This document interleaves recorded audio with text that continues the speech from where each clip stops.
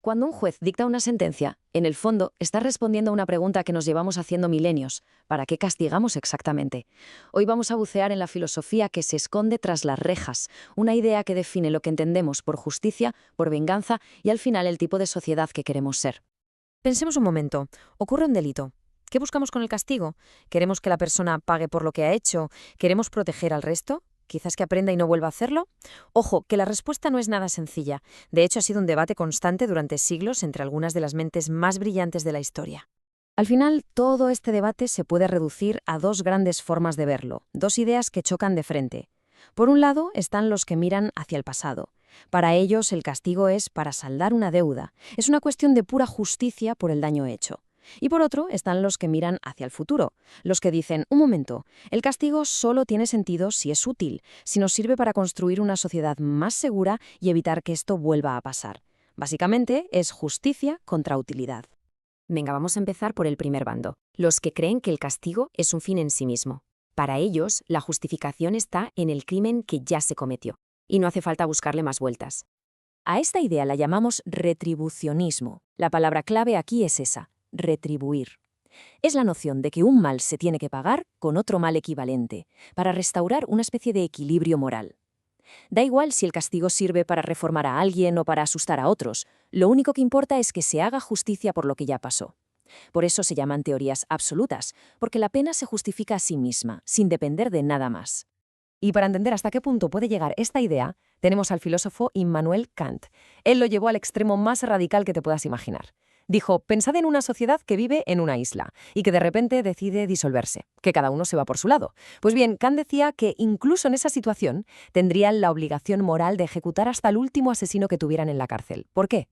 Porque para él la justicia no es una herramienta, es un deber.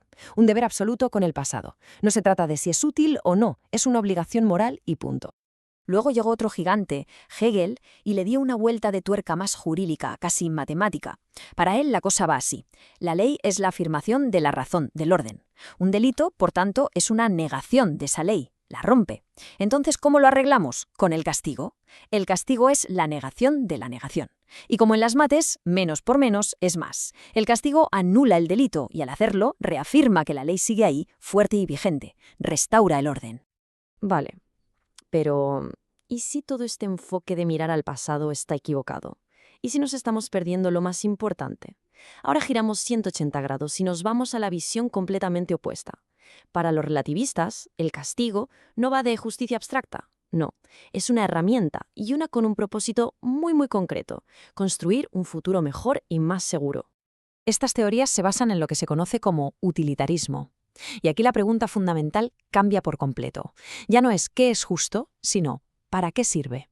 Si la pena no sirve para nada, entonces es un mal inútil que nos estamos infligiendo como sociedad. Solo se justifica si produce un bien mayor, y ese bien es, clarísimamente, la prevención de futuros delitos. Por eso se llaman relativas, porque su valor es relativo a los efectos que consiga. ¿Y si el objetivo es prevenir, cómo se supone que lo hacemos? Bueno, pues la teoría lo divide en cuatro enfoques. Por un lado tenemos la prevención general, que va dirigida a toda la sociedad. Tiene una cara negativa, que es la más obvia: intimidar, que la gente vea el castigo y se lo piense dos veces antes de delinquir. Pero también tiene una cara positiva: reafirmar la confianza en la ley, que la gente vea que el sistema funciona. Y luego está la prevención especial, que se centra en la persona que ya ha delinquido. Su cara negativa es sencilla: incapacitarla, apartarla para que no pueda hacer más daño. Y su cara positiva, que es quizá la más idealista, es buscar su reforma, su resocialización, para que pueda volver a la sociedad sin ser un peligro. Cuatro herramientas para un mismo fin. Claro, viendo este panorama tan dividido, la pregunta es: ¿y qué hacen los sistemas legales de hoy en día? ¿Eligen un bando? Pues la verdad es que no exactamente. La tendencia más moderna es intentar combinar un poco de todo, reconociendo que cada teoría puede tener su razón de ser en distintos momentos. Y aquí hay que hablar de un jurista alemán, Klaus Roxin, que propuso una teoría de la unión que es, sinceramente, brillante. Lo que él dice es que la finalidad del castigo va cambiando según la fase del proceso. Fijaos qué interesante. En un primer momento, cuando se crea la ley penal, el objetivo es la prevención general. Es una amenaza para disuadir a todo el mundo. Luego, en un segundo momento, cuando un juez dicta sentencia, el fin principal es la justicia retributiva. La pena tiene que ser justa y proporcional al daño que se ha causado. Y por último, en la tercera fase, durante el cumplimiento de la condena en prisión, el objetivo debería ser la prevención especial positiva: intentar resocializar a esa persona.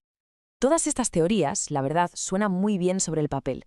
Son discursos lógicos, elegantes, que intentan dar sentido a algo tan duro como es el castigo estatal.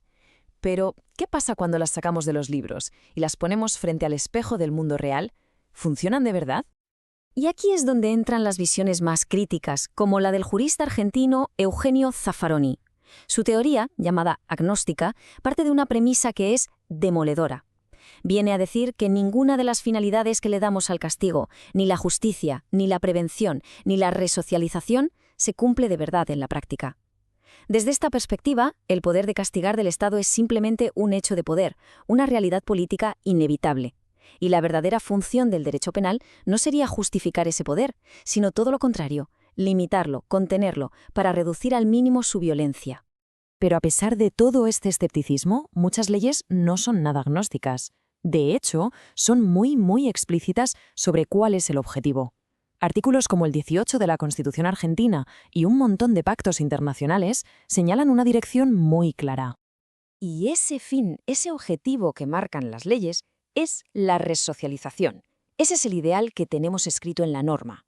El problema, y esto lo sabemos todos, es la brecha gigantesca que hay entre esa meta tan noble y la cruda realidad de las cárceles. El hacinamiento, el estigma que persigue a una persona que ha estado en prisión, la falta de recursos, todo esto convierte muchas veces la cárcel en un lugar que, lejos de reformar, lo que hace es ponerle más difícil la reinserción a la gente. A veces incluso empuja a volver a delinquir. Y así, de alguna manera, volvemos al punto de partida. Pero, eso sí, con una idea mucho más clara de lo increíblemente complejo que es todo esto. Hemos viajado por siglos de debate filosófico solo para darnos de bruces con un conflicto enorme entre lo que aspiramos a ser, justos, útiles, y una realidad que, muy a menudo, se resiste a nuestros planes. Así que la pregunta final se queda ahí, flotando en el aire. Si las grandes y elegantes teorías se tambalean cuando chocan con el mundo real, ¿cuál es entonces el propósito de nuestro sistema de justicia? ¿Busca de verdad hacer justicia? ¿O prevenir el delito? ¿O es quizás simplemente un mecanismo imperfecto que intenta gestionar como puede los conflictos más graves de nuestra sociedad? Es una pregunta que, seguramente, sigue abierta.